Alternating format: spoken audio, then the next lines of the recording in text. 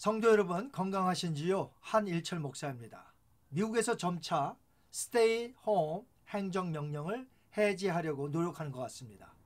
하지만 좀처럼 눈에 띄게 확진자의 수가 줄어드는 것 같지는 않는 것 같습니다. 그래서 아직도 답답한 마음이 우리에게 있지만 그래도 우리는 크리스찬들로서 모든 상황 속에서 소망을 잃지 않고 항상 하나님께 기도해야 하겠습니다. 이 시간에 먼저 합심 기도를 했으면 합니다. 첫 번째로 이번 코로나19 사태로 우리 자신들이 새롭게 변화되는 계기가 되게 해달라고 기도하시고요. 두 번째로 오늘도 질병과 죽음의 한계에 서 있는 자들에게 살아계신 예수님을 만나게 해달라고 기도해 주시기 바라고요. 세 번째로는 성도님들의 가정과 직장 비즈니스에서 잘 견디고 속히 정상적으로 살 수 있는 날이 올 수 있도록 위해서 기도해 주시고요. 마지막으로 네 번째, 오늘도 배우게 될 하나님의 말씀 성경을 통해 성경이 얼마나 소중하며 우리에게 주신 최고의 선물인지를 깨달아라, 말씀대로 따라 살게 하여 주옵소서라고 한번 다 같이 기도하시겠습니다. 자비로우신 아버지, 감사합니다. 오늘도 네 가지 기도 제목으로 함께 하나님 앞에 간절하게 기도합니다. 하나님이여, 하나님 도와주셔서 이번 코로나19 사태로 인하여 우리가 새로워지는 계기가 될 수 있도록 하나님 은혜를 베풀어 주시옵소서. 아버지 하나님, 또한 지금 전염병으로 인하여 죽음의 한계에 서 있는 많은 자들이 있습니다. 불쌍히 여기시고 긍휼을 베푸셔서 예수님을 만나고 돌아오는 놀라운 손길의 역사가 있게 하여 주옵소서. 아버지 하나님, 또 기도합니다. 우리 사랑하는 성도님들 지금도 힘든 가운데서 열심히 나가서 직장생활하고 비즈니스하고 있습니다. 어떤 분들은 또 직장을 잃었습니다. 하나님 돌봐주시고 또 비즈니스도 많이 안 될 텐데 하나님 도와주셔서 이 어려움을 속히 지나가고 정상적으로 살 수 있는 날이 속히 올 수 있도록 그 가정을 지켜주옵소서. 하나님, 또 이제 말씀을 배웁니다. 성경이 얼마나 소중한 하나님의 우리에게 주신 선물인지 깨달아라. 하나님 앞에 영광 돌리며 말씀대로 따라 살게 하여 주옵소서. 감사하며 예수님의 이름으로 기도하옵나이다. 아멘. 저는 계속해서 우리에게 주신 가장 놀라운 선물, 성경의 역사에 대해서 배우고 있습니다. 오늘은 강의 5번째 순서로 중세시대의 번역본에 대해서 말씀드리고자 합니다. 이 신약 성경은 AD 50년부터 90년도 사이에 27권이 쓰여졌는데요. 신약 성경은 로마 제국 아래 핍박이 심하게 고조되었을 때에 쓰여졌다는 것입니다. 특별히 로마에게는 10대 기독교 박해라는 그런 긴 시간들이 있었는데요. 그 긴 기간 동안 크리스찬들은 숨어서 예배를 드렸습니다. 성경이 남들에게 들켜서 빼앗길까 봐 적은 숫자의 사람들이 몰래 모여서 낭독하던 것을 들을 정도였죠. 제가 로마 지하무덤 카타콤과 터키 데링쿠유 지하 도시에 가보았지만 그곳은 그들이 몰래 숨어 지내며 예배했던 곳이기도 합니다. 그러다가 AD 313년 로마 제국 황제 콘스탄티누스가 밀라노에서 밀라노 칙령을 내림으로 기독교를 다른 종교같이 인정하게 됩니다. 원래 그는 태양신 숭배자였습니다. 그런데 십자군 전쟁 중에 하루는 환상을 봤어요. 호쿠빈케, 이것으로 승리하라는 말인데 갑자기 빛나는 십자가를 보고 모든 군인에게 방패에 십자가 모양을 그려 넣어라. 그래서 그 덕분에 전쟁에서 승리했다고 보는 것이죠. 또한 콘스탄티누스 어머니의 헬레나는 독실한 크리스찬으로서 아들이 영향을 받게 됩니다. 그래서 밀라노 칙령을 내려서 기독교도 다른 종교들처럼 자유를 얻게 된 것입니다. 즉 로마의 모든 사람에게 신앙의 자유를 허용하여 기독교인에게 교회를 조직할 법적인 권리를 주고요. 기독교 탄압 시대에 몰수한 교회의 재산을 반환하고 국가가 충분한 보상을 주게 된 것입니다. 무엇보다도 숨어서 낭독하던 성경 사본 혹은 고대 번역본을 이제 마음 놓고 모인 곳에서 사람들이 들을 수 있게 된 것입니다. 하지만 AD 313년에 내린 밀라노 칙령은요, 로마가 기독교 국가가 되었다는 것은 아니었습니다. 다른 종교들처럼 기독교도 예배할 수 있도록 허락한 것이죠. 그렇기 때문에 어떤 곳에서는 기독교가 미움을 받기도 했습니다. 그런데 AD 380년 로마 제국 황제 테오도시우스가 기독교를 로마 국교로 공포한 것이죠. 그때부터 본격적으로 기독교가 공인된 국교로서 아주 막강해졌습니다. 오히려 이때에는 이교도들의 제사가 금지되었고요. 이교도들의 사원은 문을 닫거나 과격한 크리스천들에 의해서 이교도 사원을 파괴시키기도 했습니다. 헬라어가 국제 공용어였던 시대가 지나서 헬라어의 영향력이 점차 감소되었고요. 헬라어를 모르는 일반 평민들을 위해서 라틴어 번역본이 필요하게 된 것입니다. 물론 라틴어로 된 성경 번역본이 없었던 것은 아닙니다. AD 190년에 라틴어로 번역된 이탈리아역이 처음 생겨났습니다. 하지만 그 역본은 히브리어 구약 사본에서부터 직접 번역한 것이 아니라 구약을 헬라어로 번역한 70인역 더 셉투아진트에서 라틴어로 번역한 것이라 권위가 좀 약했습니다. 그래서 로마 주교 다마소 1세가 알렉산드리아의 교부 히에로니무스, 영어로는 제롬이라고 부르는데요. 그 제롬을 불러서 그에게 의뢰하였습니다. 모든 번역본들을 대체할 수 있는 권위 있는 라틴어 성경을 번역하라고 지시를 한 거죠. 제롬은 구약 히브리어 사본에서 라틴어로, 신약 헬라어 사본에서 라틴어로 직접 15년간 번역하여 드디어 AD 406년에 라틴어로 된 새로운 성경 불가타가 생겨난 것입니다. 라틴어로 불가타라고 부르고요. 영어식으로는 벌게이트라고 부르기도 합니다.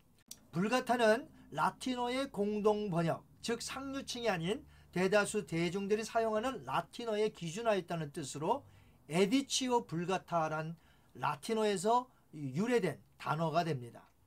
물론 번역하자마자 즉시 인정받지는 못했습니다.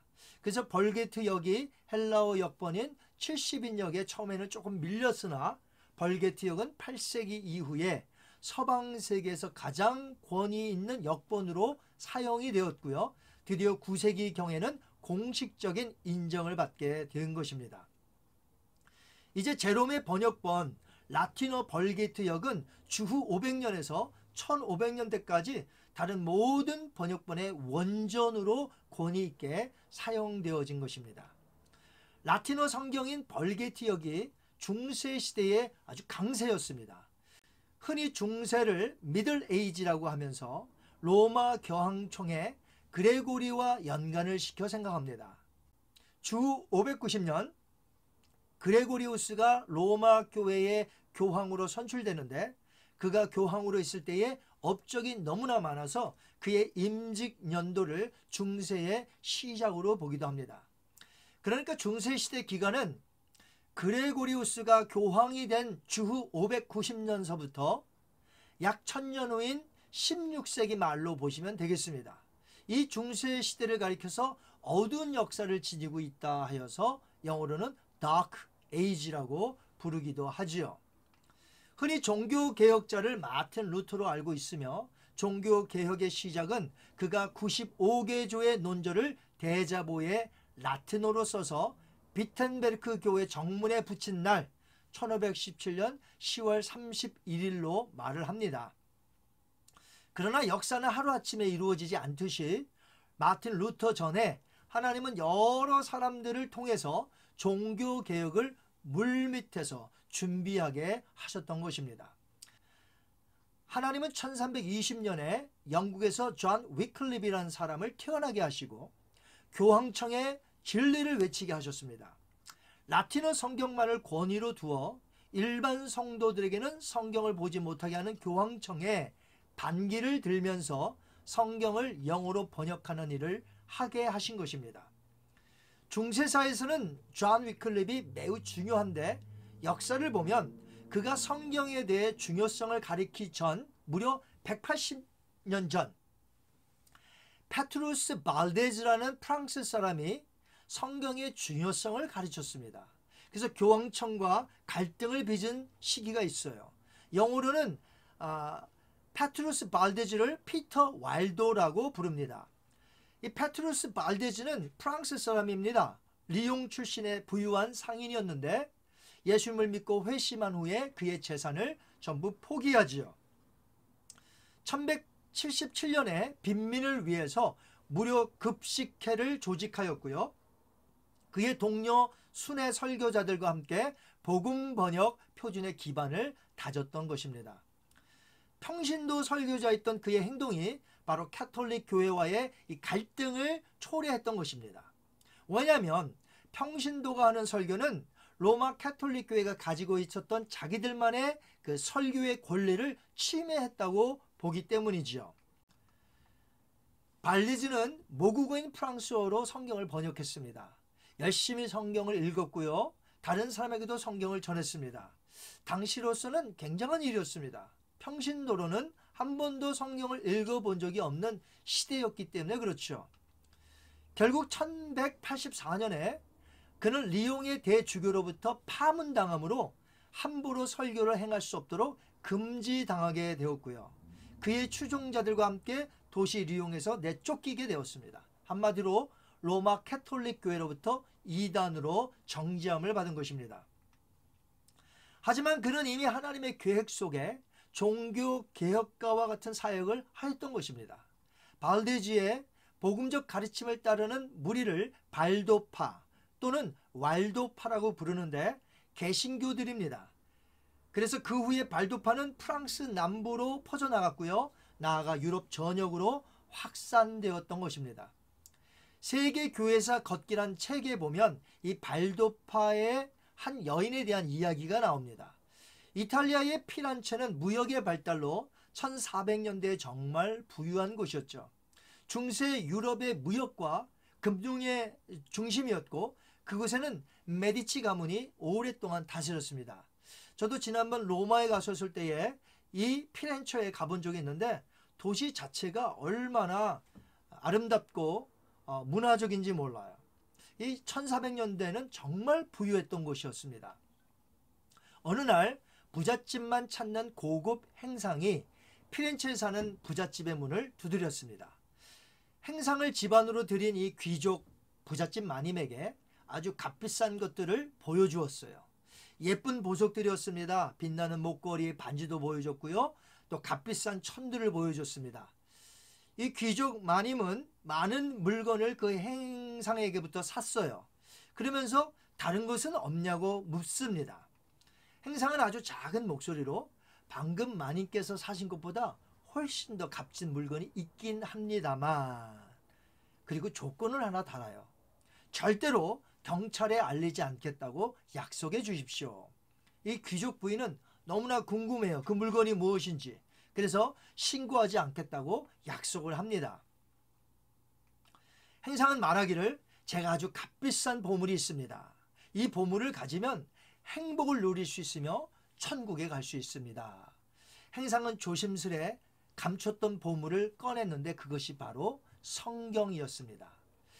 로마 교황청에서 설교하는 고전 라틴어로 된 성경이 아니라 당대 15세기 그들의 언어인 이탈리아로 번역된 성경이었습니다.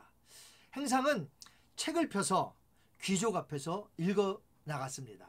어려운 말이 나오면 설명도 곁들였습니다. 귀족의 얼굴이 밝아졌어요. 행상은 그 표정을 보고 계속 성경을 읽어야 되겠다는 마음이 들어서 성경을 계속 읽어주었습니다. 부인은 그 성경을 만족하다는 듯이 돈을 주고 구입을 했습니다. 사실 이것은 그 당시에 매우 위험한 거래였습니다. 왜냐하면 로마 가톨릭에서는 평신도가 성경을 갖고 있거나 읽는 것은 철저하게 금지했기 때문이에요. 오직 가톨릭 교황청만이 라틴어로 된 성경을 가지고 그들만이 해석하고 설교할 수 있는 권한이 있다고 주장했기 때문입니다. 이미 페트루스 발데즈와 그의 무리들은 1184년 이단으로 정죄하였는데 그 이유가 평신도가 성경을 번역하고 성경을 읽고 성경을 전한다는 이유였습니다. 오늘날에는 성도님들이 성경을 잘 읽지 않고 성경을 전하지 않는다고 하여 교회에 문제가 되고 있는데 그 당시에는 평신도가 성경을 가지고 읽거나 성경을 읽고 해석하고 설교를 해도 이단으로 판명되었던 시대였어요. 이 얼마나 그때가 이 영적으로 캄캄한 암흑시기였는지 우리가 알 수 있는 부분입니다. 바울이 AD 66년경에 디모데에게 무엇이라 말했습니까? 디모데후서 3장 14절 15절을 제가 한번 읽어드리겠습니다. 그러나 너는 배우고 확실한 일에 거하라. 너는 너가 누구에게서 배운 것을 알며 또 어려서부터 성경을 알았나니 성경은 능히 너로 하여금 그리스도 예수 안에 있는 믿음으로 말미암아 구원에 이르는 지혜가 있게 하느니라. 아멘. 디모데는 어머니 유니게에서 어려서부터 성경을 배웠습니다. 어머니 유니게는 또한 그의 어머니 로이스에게 배웠죠. 여인들도 성경을 배웠고요. 그 어머니가 어린 아들 디모데에게 성경을 가르쳐 주었던 것입니다. 그런데 로마 교황청은 성경을 자신들만 가지고 있었고 성도들은 라틴어로 된 성경, 잘 알아듣기도 힘든 고전어로 된 라틴어로 설교할 때만 들을 수 있으니 이 얼마나 성경의 가르침과 정반대의 가르침이었습니까? 페트루스 발데즈가 이단으로 정죄된 후에 180년 후에 영국 사람 존 위클립이 일어나 교황청의 가르침에 반대했습니다.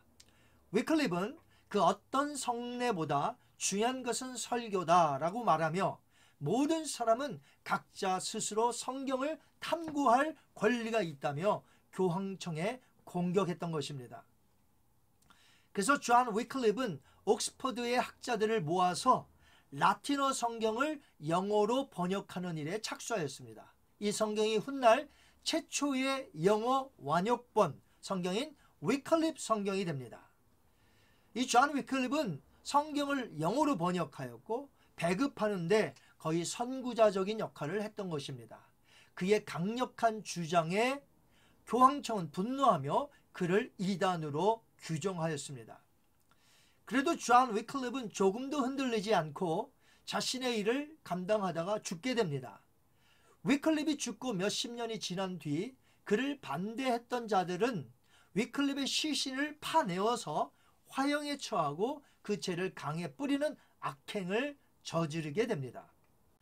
영국 사람 존 위클립의 성경관에 매료된 사람이 한 사람이 있었는데 바로 체코 사람 얀 후스입니다. 그가 12살 때에 존 위클립이 죽습니다. 얀 후스는 위클립의 성경적 주장을 열정적으로 가르친 사람이었습니다.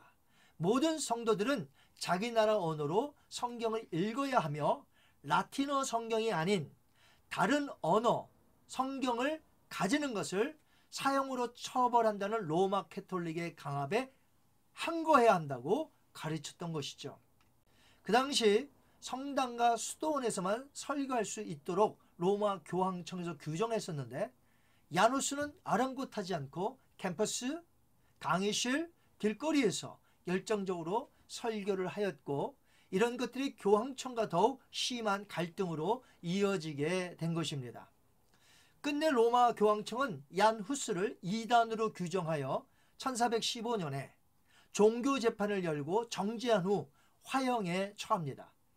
이때 얀 후스를 죽이기 위해 불을 지피는 데 사용된 것이 위클립 성경책이었다고 전해 내려오고 있습니다. 하나님의 말씀인 성경으로 불을 지펴 하나님의 사람을 화형시키는 일이 중세 시대에는 하나님의 이름으로 버젓이 행해진 것입니다. 하나님의 마음이 얼마나 아팠을까요? 성경은 모든 이들이 갖고 읽어야 하나님의 뜻을 발견할 텐데 자신들의 전유물처럼 여기고 사람들에게는 알아들을 수도 없는 라틴어로 설교하여 무조건 자신들이 가르치는 대로 따라오도록 만드는 과정에서 어찌 부패하지 않을 수 있겠습니까? 이처럼 우리가 오늘 번역된 성경을 가지고 읽고 암송하고 이해하고 그대로 따라 살 수 있게 된 것은 그냥 되어진 일이 아니라 성경을 번역하여 성도들로 하여금 갖게 하고 읽을 수 있도록 하기 위하여 목숨을 바친 자들이 중세 시대에 있었다는 것을 우리는 반드시 알아야 할 것입니다.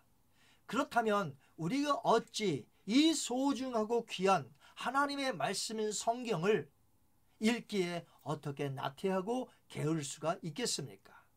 소중히 여기며 이 번역본을 하나님의 말씀으로 여겨 우리가 날마다 읽고 암송하고 이해하고 그 말씀의 뜻대로 살아야 될 줄 믿습니다. 이 시간에 한번 같이 기도하십니다.